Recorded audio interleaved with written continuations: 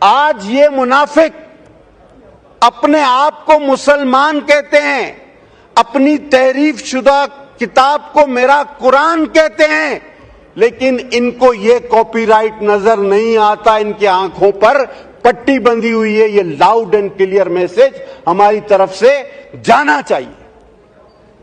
اس مقدس ایوان نے عظیم فیصلے جو کیے, ان میں سے یہ ایک عظیم ترین فیصلہ ہے, اور یہ ہمیشہ کے لیے ایک مہر ہے.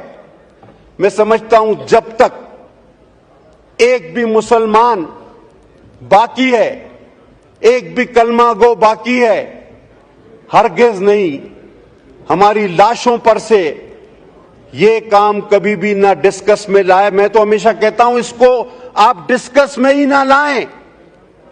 یہ ختم شدہ چیپٹر ہے, یہ کلوز ہے, اس پر مہر لگ چکی ہے.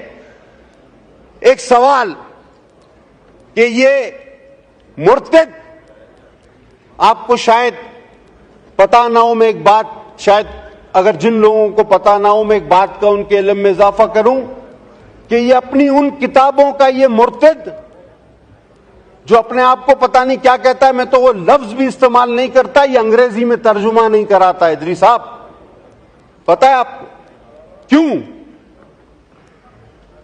بہت کم لوگوں کو پتا ہے کہ یہ اپنی جو اس کی مرزا مرتد کی لکھی ہوئی کتابیں ہیں اس کا انگریزی میں ترجمہ نہیں کراتے, کیونکہ نعوذ باللہ نعوذ باللہ نعوذ باللہ میں دوہرا نہیں سکتا جو اس مرتد نے ان کتابوں میں دیگر انبیاء اور شہدائے کربلا جن کے اب مزارات پہ میں آغا صاحب اور شگفتہ حاضری دینے گئے, وہ شہزادے جنت کے جن کے لیے حضور صلی اللہ علیہ وسلم اپنے سجدے طویل کر دیتے تھے, تو وہاں بھی کچھ لوگ کہنے لگے کہ پتہ نہیں آپ کس فرقے سے ہو, اس فرقے سے ہو. فتوے نہ دیں, لیکن میں چاہتا ہوں ایسا ماحول بھی پیدا نہ کریں کہ ہم مسلمانوں کی سب سے بڑی دولت ہمارا ایمان اور آقا نامدار خاتم النبیین پر ایمان ہے. وہ خاتم النبیین ہے حضرت محمد مصطفیٰ صلی اللہ علیہ وسلم, آخری نبی تھے, ہیں اور رہیں گے جب تک بھی ایک مسلمان باقی ہے, اس کی سانس میں سانس باقی ہے. نہ اس مسئلے کو چھیڑا جائے, نہ اس موضوع کو چھیڑا جائے. اگر پھر خون خرابہ ہوا, لاء منسٹر صاحب آپ نے بہت اچھی بات کی, لیکن ساتھ ساتھ ان ججوں کو بتائیں کہ یہ فتنہ تم پیدا کر رہے ہو, ایسے فیصلے دے کے ہم نہیں.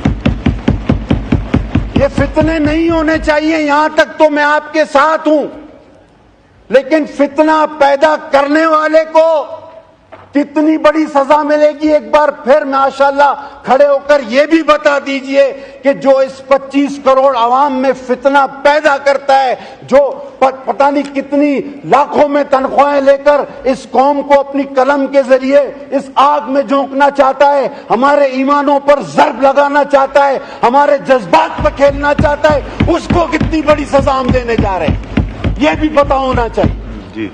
لہذا میں سر اسپیکر صاحب آپ سے درخواست کروں گا, میں دست بزنا اپنے بھائیوں سے اپیل کروں گا, کوئی کمیٹی نہ بناؤ.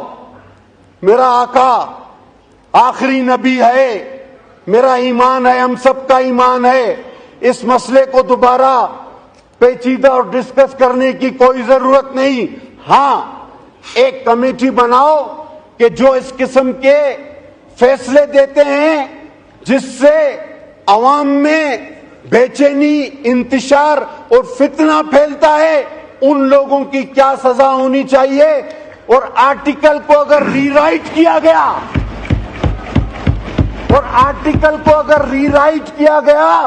تو کیا وہ آرٹیکل 6 کے زمرے میں آتا ہے یا نہیں آتا, یہ بھی بتایا جائے.